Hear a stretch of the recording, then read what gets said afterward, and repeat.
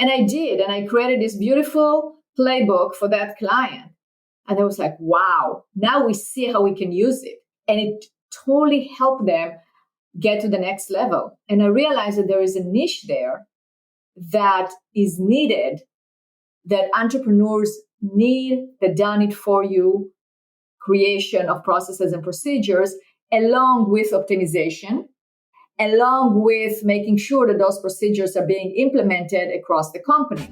Hey, creative, are you ready to discuss profits, the money, the ways to make it happen? The Profitable Creative Podcast is for you, the creative, how you define it. Videographers, photographers, entrepreneurs, marketing agencies, you get it. CEO of Core Group and author Christian Brim interviews industry experts, creative entrepreneurs, and professionals alike who strive to be creative and make money at the same time. Sound like you? Tune in now. It's time for profit. Welcome to another episode of The Profitable Creative, the only place on the interwebs where you will learn how to turn your passion into profit. I am your host, Christian Brim. Special shout out to the one listener in Kingfisher, Oklahoma. I've been through Kingfisher many times. It is on my way to my hometown of Enid. Nothing particularly special about Kingfisher. It's on old US 81, small town. I mean, I'm not going to Chamber of Commerce and say you should go there. You shouldn't. Anyway, joining me today, Adi Klevit of Business Success Consulting Group. Welcome, Adi. Thank you, Christian. Glad to be here. Well, I'm glad you're here. Made my day worthwhile. So tell our listeners who you are and what you do. All right. Well, I am an industrial engineer by my profession, an entrepreneur, a podcaster, an author. I'm a lot of things. I'm a mother, a wife. But in this context of my business, what we do at Business Success Consulting Group is we create, document, optimize, and implement processes and procedures. And our mission is to empower employees to be able to do their job and produce their products and allow the business owners, the entrepreneurs, to achieve the freedom to create and to grow their businesses. So, there's so much already. An engineer, now engineers and accountants are cousins. They definitely have similar thought processes for sure. I will tell you that I categorically do not work with engineers. They make the worst clients in the world. But I'm sure you would make a wonderful client in any case. And Christian, we recorded the podcast together, and I think that is our similarities. Although we come from professions that are very much can be put in a little square and not get outside those boundaries, we are creatives. And we understand how to think outside the box. And I think that's what we really found in common when we recorded our episode and we got introduced. And that's probably why I'm here now doing this episode, because we're going to have that interesting conversation. Yeah. And I think introduced you identified yourself as an industrial engineer. I hate identifying as an accountant or a CPA. People always ask, what do you do?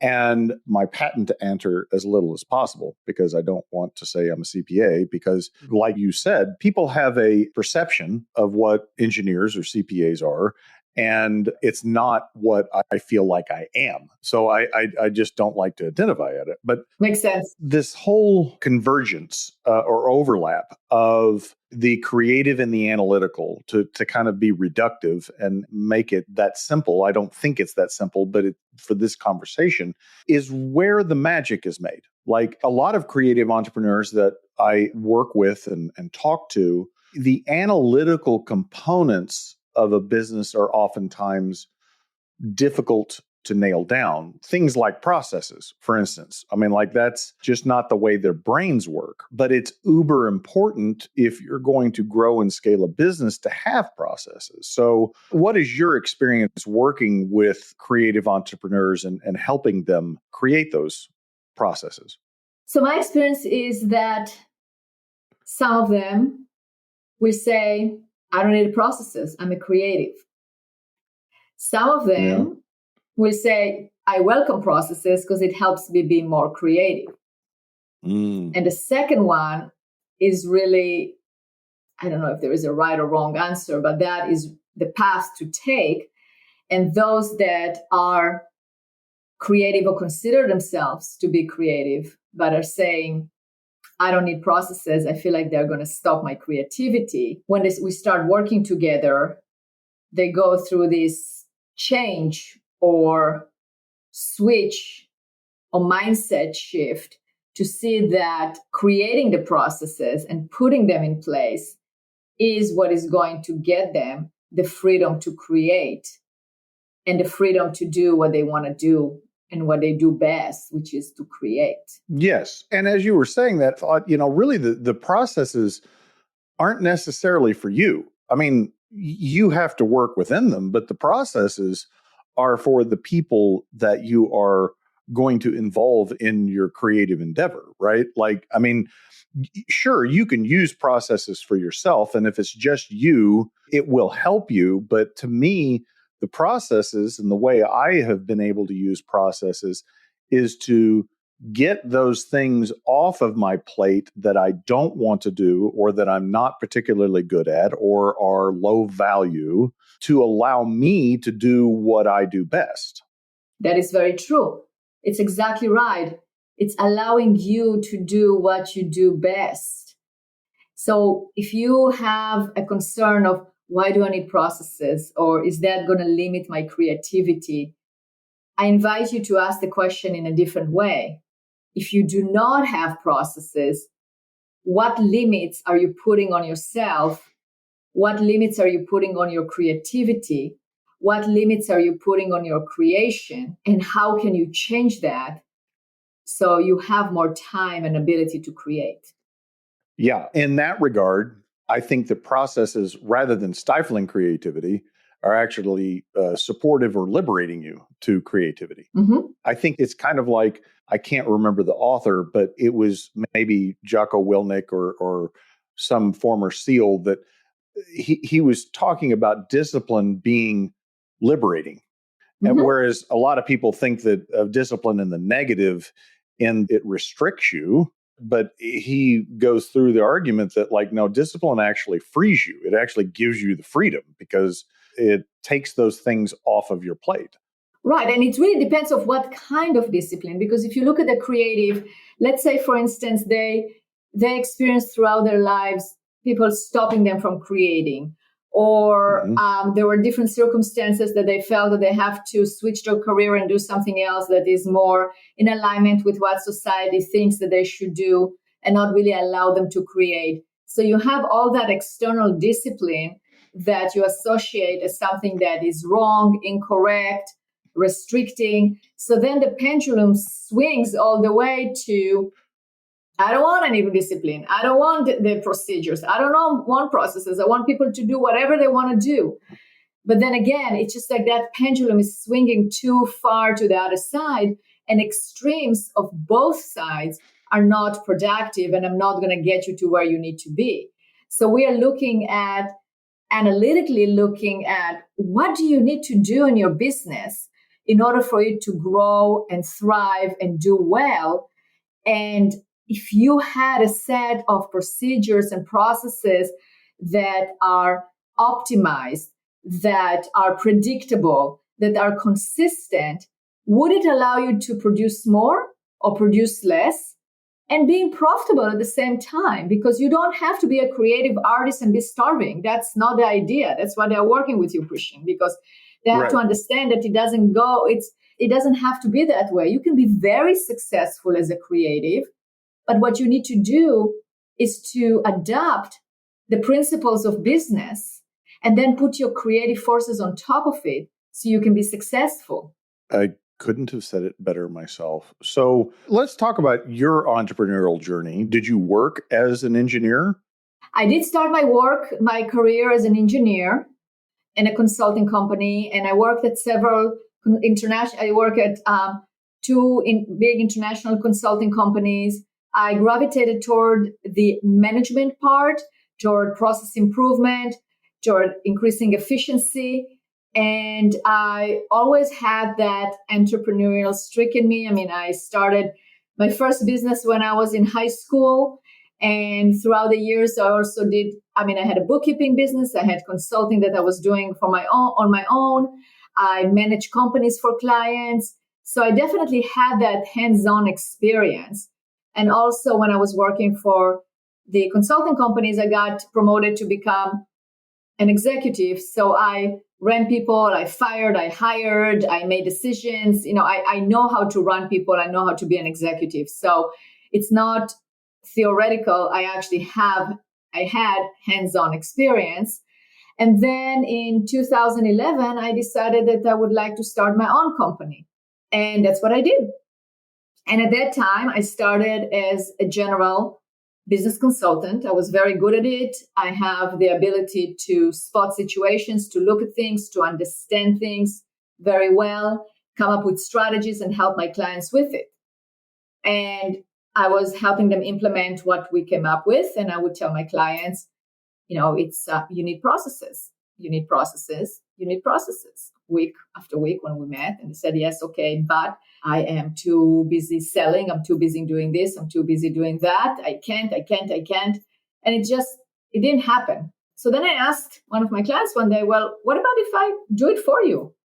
Really? So yeah, absolutely. Roll up my sleeve and let's do it. And I did. And I created this beautiful playbook for that client. And I was like, wow, now we see how we can use it. And it totally helped them get to the next level. And I realized that there is a niche there that is needed, that entrepreneurs need, the done it for you creation of processes and procedures, along with optimization, along with making sure that those procedures are being implemented across the company, and tying it into the other management tools, making sure that we have the KPIs that are measuring the success of the processes, making sure that each employee knows what the processes are, making sure that we have a process for reviewing those processes and keeping them up to date, etc. So all of that that led me to specialize in what we do today. So from being a general business consultant, we are specializing in process documentation. And I have a team that works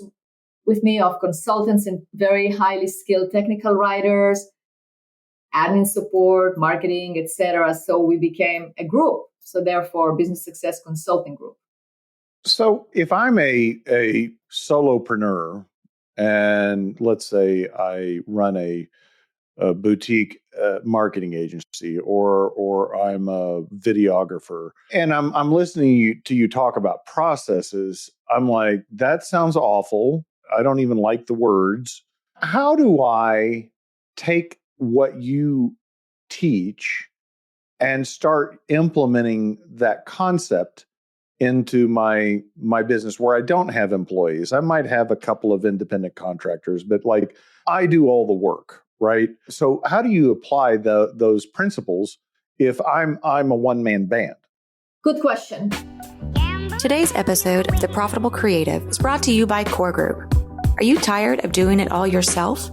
Do you feel like you have no plan? Let Core Group guide you to build the business of your dreams. Core Group, your go-to accountant for creatives. So the main question is, do you want to stay a one-man band or do you want to grow? Are you doing okay as you are right now? Or do you suffer from the peaks and depressions that come with the business, right? One day you have a lot of work, then you produce the work, you don't promote, then you don't have work, then again you have work, etc. So the roller coaster ride of being a solopreneur. You have to ask yourself, do you want to continue like that, or does something needs to change? And if there is a need of change, then you need to do something about it. That was my journey. I started as a solopreneur. It was me. But then I realized very fast that because I'm good at what I'm doing, I'm getting a lot of referrals. People want to meet with me. People want to sign up as clients. And there was a limit to how much I can serve my clients interview them and also write the processes, etc. It just doesn't, it's impossible. So it was a decision. When I made that decision that I want to grow, that's when I did what I teach our clients to do in terms of creating processes. So to answer your question, if you are a solopreneur, you have to look in the mirror or you have to sit down with a piece of paper and ask yourself the question, do I want to grow?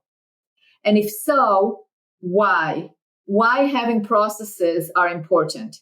For me, it was important because I knew that I couldn't delegate without having processes. It was important for me because I knew that the number one priority is my service to my clients. And I knew that when I take ownership, when I'm consulting my clients, the service is going to be superb and I'm going to get great results every single time. The question is, if I want to expand and I just want to wear the CEO hat, how do I clone myself, duplicate myself so there is still the service is at a high level, that I'm hiring people and I can train them and they will know what to do, that I know that my clients are going to be 100% satisfied. I know that there is going to be consistency, etc. So those are the reasons. So you have to decide why. Why do you want that? And then look at everything that you do as a solopreneur, make a list, and then identify where, and you should actually give it a numeric value, like a dollar amount. How much does it actually cost you to produce what you're producing, and where are you getting the biggest return on investment? And note those actions that you're doing right now, that if you had a well-documented process, you will be able to pass it on to somebody else. That's how I would start. Yeah, I think that's sage advice. I talk about it in my book about the Pareto principle, which for the listeners that haven't read the book and aren't familiar, Pareto was an Italian economist that did a study, I believe, in the 19th century and wanted to determine how much of the land was owned by how many people. And essentially what he discovered was that 20% of the people in Italy owned 80% of the land. And, this 80-20 paradigm is really a function of human behavior. There's always people that rise to the top. It's just human nature. But the way we apply it in business is 20% of what the entrepreneur spends their time doing produces 80% of their profit. And it may not be exactly 80-20. It might be 70-30, 60-40. It's some split, but some small amount of work that you do actually produces the most results. And I think what Adi is describing there with making a list is saying, okay, identify those things that make you the most money. Like, where do you bring the most value to the equation? And then get rid of the rest of it. Automate it, delegate it, or eliminate it. Exactly. Because, and this is also a function of the mind, we tend to gravitate to predictability. And so what happens for the entrepreneurs, and what happened in my case, is that rather than create the processes, rather than go through that exercise and identify the things that are most valuable that I do, I default to what's comfortable and gives me a predictable result, which is I'm going to go do some work that I really shouldn't be doing. Like I don't need to be doing that work, but it gives me a predictable result, so I'm going to gravitate to it. That's right. It's the comfort zone. It's what you know that you can do.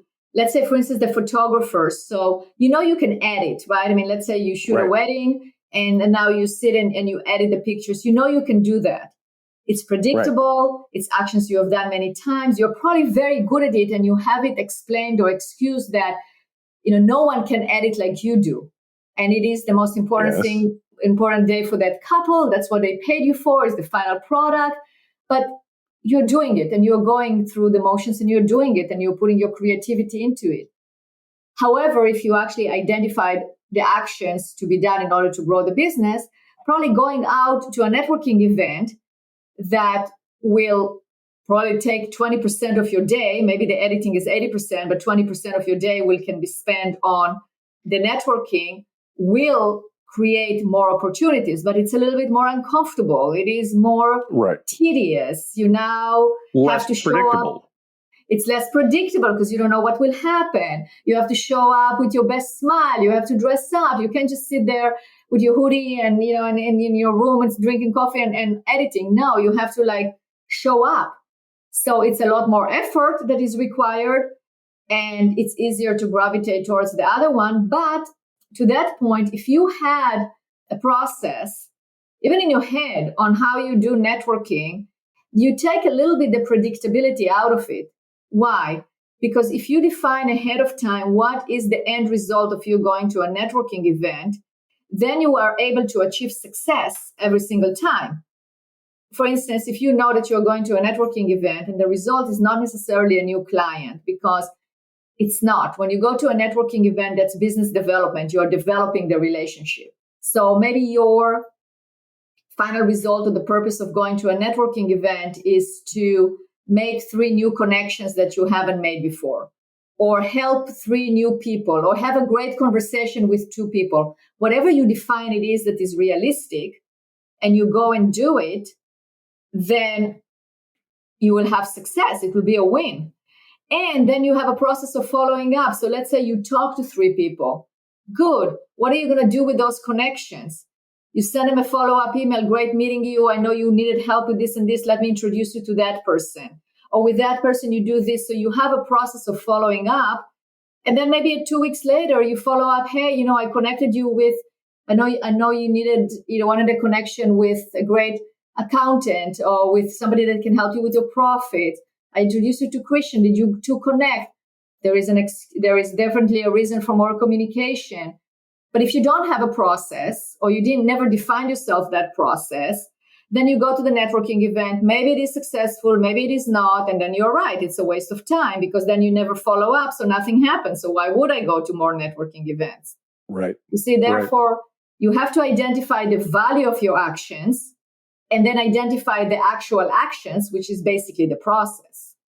Yeah, that's a great point. You can bring some order to the unpredictability by defining the success and the outcomes that you want. And I was talking to a videographer earlier today, and I used the example. I started doing woodworking again, and I am not good at woodworking. I create ugly things. But when I set aside time to go work in my woodworking, I start to hear my brain say all of the things that I could be doing otherwise. I should be doing otherwise. Well, like you need to, go to the grocery store or whatever. And I realized that that's my brain working against me because my brain wants to keep me where it's comfortable. And the woodworking is uncomfortable because I'm not great at it. I have a limited amount of experience. But once I realized that those are just my brain trying to keep me from trying something new or doing what I want to do, I can go through that. And to your point, setting an expectation. Well, you know what? I just want to do X in the shop. That's all I want to do. Like, if I achieve that, then I have had success, as opposed to I don't really have a clear goal of what's going to come out of this. And I may get frustrated because I do it wrong, or I don't know how to do something, and so I quit. I think that is really good advice to, when you're going into something that you're not entirely comfortable with and don't have a predictable outcome, is to define that success for yourself. Right. And then you have success. Otherwise, if you don't put a goal there, how do you know you will achieve the goal? Right. So I want to pivot back to, you are a podcast and an author. How did that come about? I'm interested in people. I love hearing what they have to say. And my podcast actually started during the pandemic. I used to do a lot of in-person networking, meeting a lot of people. And as you know, we couldn't do that anymore. And I got interviewed to somebody's podcast. And I go, wow, this is great. I love being interviewed on a podcast. But even more so, I love interviewing people for my podcast because I get to learn about them. I'm fascinated by people, about what they do, how they think, what they think, their opinions. I learned so much from it. So I started doing it. And then we're probably right now over 300 episodes. I do it consistently now for years. And I've had a chance to meet wonderful people. I like to tie everything around processes. So whatever their expertise is, whatever their story is, we always come up with some kind of a process that they applied in order to achieve their success. I then write a blog based on the podcast. And I wrote a book about how systematizing your business will increase the profitability. And I'm in the process of writing my second book about knowledge transfer, best practices of how to correct knowledge transfer. I love it. That's a huge thing. Yeah. So you were talking about processes, and one of the things that came up for me as I was listening to you, as far as implementing profit first in businesses, a lot of people say something to the effect of, well, I don't have any profit, therefore I can't implement profit first. And I'm like, no, you've got it backwards. Like, you don't have profit because you haven't implemented profit first. And so I think there's probably some similarities in what you see of, like, I can't implement processes because of X. Like, I don't have enough time. I don't have a process. I hear that. I'm laughing because I didn't know that I can imagine, it makes sense, but I hear that, well, we can't document because we don't really have a process. And my answer to that is, of course, you have a process, because what is a process? It's a series of actions that we do. So whatever we do, maybe you don't have a documented process, you don't have a streamlined process, but you have a process. Right. And for someone to use that as an excuse to not do the work is thinking about it backwards, right? Like, I don't have time to document the processes. No, you don't have time because you haven't documented your processes. That is exactly right. And what I'm saying is, it's all in our minds, the way we think about things. When somebody says to me, I don't have a process, I can't figure out how to document it, or I can't figure out how we're going to create a process out of it, or we can't document it, well, something is wrong, right? It's just like Deming was, if you don't have a process, you're not doing, everything can be put into a process. So the point being is that you're just looking at everything together, just jumbled and mixed and disordered and in confusion. So we need to basically take piece by piece by piece and string it and figure it out. What are the step-by-step actions that are being done every single time in order to create the same result? Now, what you put on top of it can be different, right? It can be, let's say, for instance, the process is mix the colors, then take the brush, put a brush in the cup with the color, and then paint. Now, what color it is can differ, can be different. If you're more creative and you don't want to write a process of what color to choose, fine. You can just have the freedom to do it. Maybe if you have a marketing agency, you do want to create a color palette with agreement with the client. So that's part of the process. Each client will have their own palette. Then the way you mark the streak on the canvas is different every single time, unless it's not just free art, but it's more like a graphic design or whatnot. It has it's more structured. So there has to be a balance between instructions, steps, and the actual creativity. But in order for you to put your time all the time into the creative part of it, you have to identify the common steps, so you don't have to even spend time thinking about it, but you are performing them consistently every single time. Yeah. So like when we implemented EOS, the Entrepreneurial Operating System, one of the tools in there is to create procedures. And I think where we went wrong with that was two things. First, we tried to be too detailed. And two, we tried to optimize rather than just document, right, up front. And we didn't, in that optimization, involve the people that were going to use the process. And so basically what we ended up with was a whole bunch of documentation that no one used, right? And that's the worst.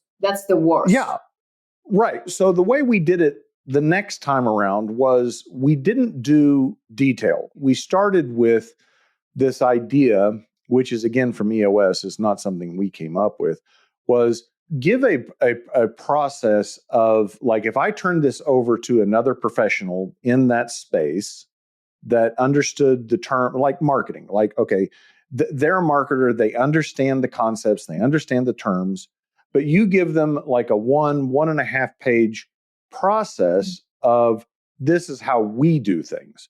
And so you're not going into the detail of these are the tools we use, or even, color palette or messaging. You don't go into a lot of the detail because that person is going to use that process to flesh that out. And there may be more detailed process that come out of that, but don't start there. What do you say to that? Yes, absolutely. You brought up the two of the points that people make mistake at, is trying to optimize before you document and going into too many details. Now, details are important. And we work with many companies that implement EOS. I work with many implementers and they refer me to their clients. And because people that already implementing EOS, they know that processes are important. We always start with the high level. We do a high level process mapping. We do the design, the planning, because this is, somebody told me today, asked me, how many times do you build a house? And once. It goes, no, twice. First of all, is planning on the paper, and then you build the actual house. And that is also true for processes. So that's why we always map it high level. Because when we map it high level, we can see the big picture and we can identify the areas that we need to document and some areas that we don't, because we all have limited amount of time. So if we decided we're going to spend, let's say we have 4 months to complete this project, and if we decided we're going to spend all, document really in detail everything in the marketing department, we're never going to move to the rest of the departments. So My take on it is like, let's do it high level, identify the steps. Now, I do think that details are important because that's part of the knowledge transfer. Because you are accumulating things in your company that is your legacy, that is your knowledge. Now, to your point, if it's something that you can learn outside of your company, then you don't have to document it. For instance, if I'm documenting the accounting procedures, I'm not going to document how to create a new customer in QuickBooks because that can be a tutorial out there that you can do. Or if you're a bookkeeper, you know how to create a new customer. However, the way that if you have a naming convention for your customers, then you do document that, because what you want to do, if your bookkeeper right now wins the lottery and leaves, you bring somebody new that is competent as a bookkeeper. You don't want them to start figure it out, right? They just have the instructions. This is how our name convention good. Or let's say, for instance, you invoice 2 times a week and that's what works for you. Good, document that. So best practices, the why behind things definitely need to be documented, because those details are your knowledge, and that's why you want to transfer and don't lose it. So definitely start in a high level and then work your way down from there, and document existing state first and then optimize and make the changes. Why? Because that is change management 101. If you do not have it documented, and then you can't really measure your change against something that already exists, and you can introduce too many changes, and then you don't know really what effect it created. So sometimes you can have a process, then introduce 3 things, and you go, oh, none of them work, but that's not true. Maybe one of them worked, but the other 2 counter it, so now it looks like it didn't work. But if you actually document what you have, know exactly what you're going to change and why. I always ask my clients, we always define why we want to change it. What problem are we trying to solve? Is it that important to solve it? And what is the outcome that we expect? So again, we have measurements to measure if the change is good or not or successful. One thing at a time, try it out, see if it works or doesn't work, and continue from there. Hey, listeners, are you ready to turn your passion into profit? Then grab a copy of Profit First for Creatives. Click the link in the show notes to purchase a copy. And if you're not ready to make that full commitment, you can download a free copy of the first chapter. Check it out right now. One of the things I think for solopreneurs. So I think we all have in our journeys what my friend Drew Goodmanson calls entrepreneurial inflection points. And it's where we have to make a decision to do something differently. Like you so eloquently put, do you want things to be as they are? If not, you've got to change something, right? And I think the first inflection point that most entrepreneurs get stuck on is the idea of delegating. That may show up as hiring their first employee, or even just taking things off their plate and using subcontractors to do that work. And I think you kind of alluded to it. I think the biggest impediment is this mindset that I'm the only one that can do it. Like no one can do it like me. Well, the goal is not to do it like you, right? It's not like everybody has to just become another Adi or another Christian and do things exactly the way you did them. The point is, do you have a clear outcome and a clear expectation, a standard, a quality standard? Like, what is it that you want them to produce, and agree to that, and then give them the freedom and latitude to use their professional judgment to obtain those outcomes. Exactly. But that mindset shift, frankly, most business owners never get past it. They don't truly delegate. They hire people to fill in the gaps and the cracks, the overflow, but they don't really systematize it and say, okay, I want you to do this 80% that I don't like to do, is not profitable for me to do. And here are my standards. Here's what I want the work product to look like. And, then truly letting that person do the job. That is correct. You're absolutely correct. If you look around, the successful businesses are the ones that delegated, are the ones that each person has their own hat. They know what hat they're going to wear. They do it. They are measured. They are responsible for their position. They are held accountable. But it can be that frantic, I'm doing everything, nobody can do it. It just doesn't work that way. Success, if you look at successful people, they don't operate that way. No, and in my case, I think it was honestly hubris. It was false pride that for me to say that no one can do it as well as I can. Well, that's just a false statement. Like that's not true. But I believed it. I believed it to be true. Absolutely, and I believed it too until I realized that it's probably I did not teach somebody else how to do it the way I want it to be done, or I didn't identify what is it that I do that others do not do. And that is where the shift really happened for me. It's listening to, when I hired a COO, I had her listen to my calls that I do with my clients and identify what is it that I'm doing there that we then need to teach the rest of the consultants. So some of it was, she came up with, you're asking a lot of questions. Good. What type of questions? This, and that. Okay, good. So then we created training for the rest of the consultants. When you're on a call with a client, you have to ask a lot of questions. And here is a list of examples of questions. Not that they have to be wrote about it, but for instance, one of the things that I ask clients is, why are you doing this? What are the best practices? What's working for you? What is not working for you, right? So there are questions that I was asking that led to the success of correct documentation. So now we have it documented, and our new consultants or consultants that come on board, they are trained on how to do that. That is an example. So there is nothing you can't really train. It is really the mindset. It's several things, Christian. It's really looking around and seeing who is successful and who is not, and what is the common denominator of success. And that's another answer why I like my podcast, because I bring on entrepreneurs and thought leaders like yourself that you're successful and work with successful entrepreneurs, or have seen success and not so many and not successful, and can differentiate and ask them, what is the common denominator of success? I had somebody on my podcast this morning, super successful entrepreneur. And he said, I'm working myself out of a job. I hire correctly. I'm not afraid of firing the people that are not the right people. I give them their mission and tell them to go and hold them accountable.